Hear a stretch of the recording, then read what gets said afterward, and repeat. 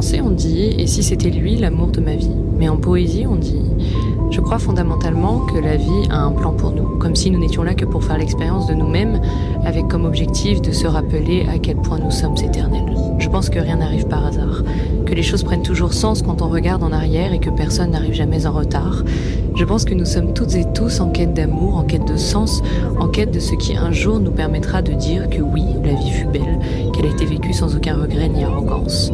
Et parfois, on rencontre une personne, ce genre de rencontre qui transcende, celle qui va au-delà des limites du cœur mais qui respecte celle du corps, celle qui nous rappelle à quel point il est bon d'aimer quand on n'a plus peur de se tromper. Pas besoin de grandes conversations ou de milliers de parties de jambes en l'air, un simple regard, des doigts enlacés, le sentiment d'être de retour à la maison, dans des bras qu'hier encore on ne connaissait pas.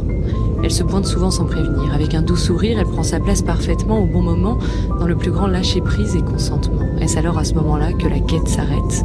Celle qui pendant si longtemps nous a poussé à développer de l'amour de soi, à envoyer valser les enfoirés pour faire de la place aux soirées d'amitié.